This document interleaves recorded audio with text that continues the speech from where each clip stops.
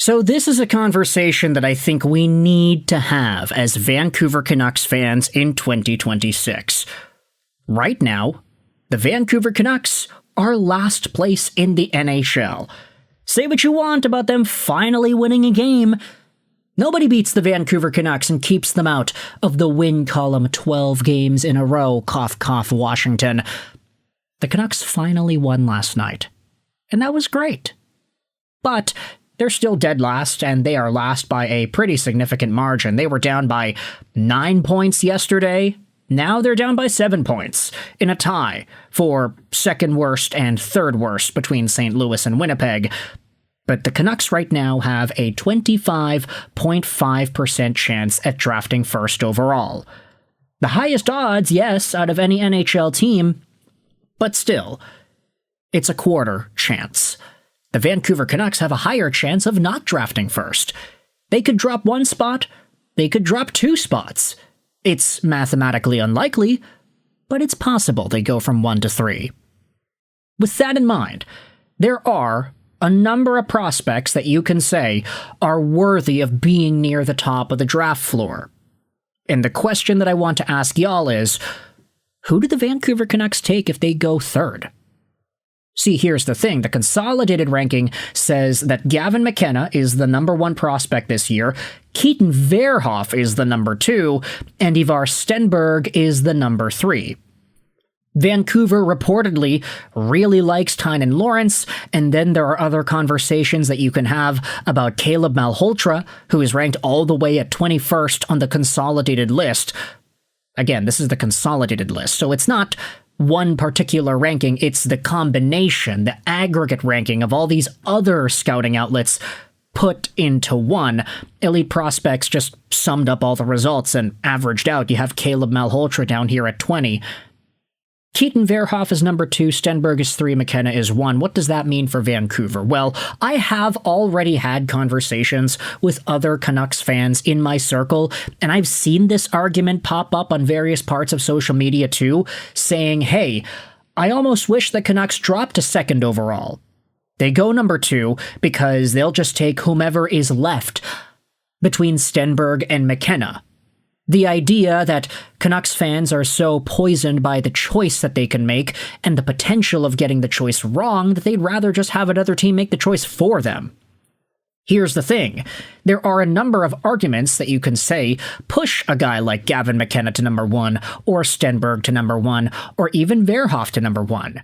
Verhoeff is ranked 1 by the Sportsnet guys. They still have him here. Jason Bacala and Sam Constantino have him 1. That doesn't discredit the other lists, but it does show that there are arguments that can exist. If anything, I'd say a lot of Canucks fans understand that a top-end, franchise-altering talent, no matter the position, is what's needed with this team. You would prefer it at front, you would prefer a forward, you would prefer a Stenberg or a Gavin McKenna because these guys were super hyped up and they had super interesting World Junior stints, to say the least. McKenna had the points, but he didn't really have the right attitude. Stenberg didn't have as many points as McKenna, but he was solid as a rock. Meanwhile, Keaton Verhoeff, he only had 5 games played. He had 4 points. Pretty good, honestly. But he was also an underage player, and he wasn't really played maybe as much as you could have seen him get played. But the thing with Vancouver is, I've seen the other argument pop itself up that says, hey, if Vancouver goes number 2, for example, and they have to choose between one of Gavin McKenna, Verhoeff, or Stenberg, assume one of the guys went first and the other 2 are available, I honestly would not be dismissive of any of them, even Keaton Verhoeff. The argument exists that Vancouver has probably a better inclination to choose a forward because they already have Tom Willander, they've got Mancini, they've got Elias Pettersson, and they've got Zimbuyam. They don't necessarily need another top defenseman, but that's the thing with Vancouver. This team is so far away from contending that I honestly do think it'd be fine if they took a Keaton Verhoeff because best player available, as long as they can definitively prove it, is the right way to go about it. Take a look at this post made on the R Canucks sub one day ago by Reasonable Big 4517.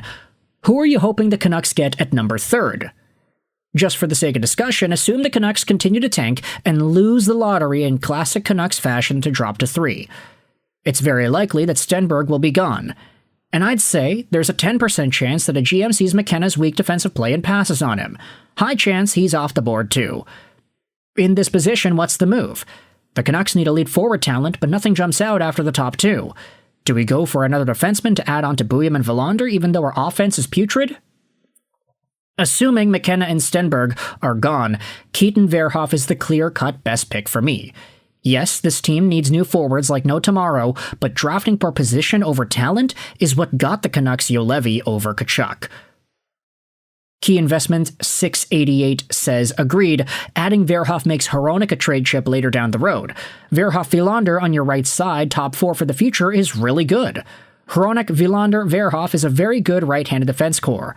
Plus, a lot can happen to the team in a few years, like how the Canucks had the best center depth in the league with Horvat, Lindholm, JT Miller, and Petey. Look at the Canucks center depth now. Big time.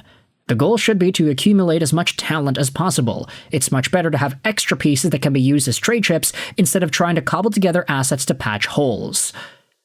Exactly, look at the Sharks, they have Celebrini, Smith, and then they took Michael Misa. I wouldn't be surprised if one ended up being traded to bolster their roster elsewhere. On D, perhaps? But ultimately, this Keaton Verhoeff argument is very interesting as well. If he ends up becoming what he could become, I mean, you're probably looking at a guy who projects similarly to a Matthew Schaefer-esque player, but he's right-handed and bigger.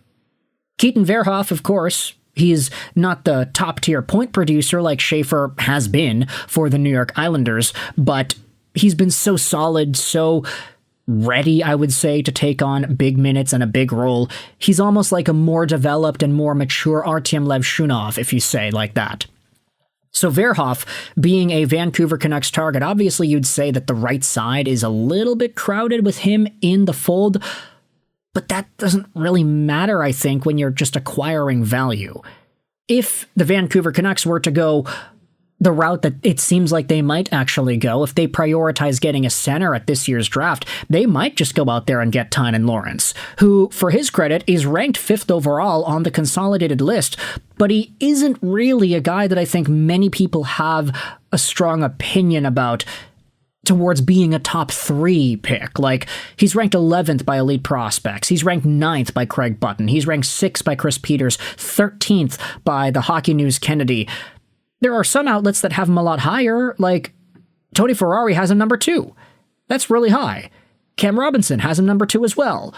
So is Tynan Lawrence a guy that deserves to be taken in the top 2 over a guy like Verhoeff, McKenna, or a Stenberg? I don't know. You can let me know your thoughts in the comment section below, whether or not you think that is the case. But what we have learned so far is that, according to various sources close to the Canucks, they like this guy a lot. It seems like they like him more than Gavin McKenna.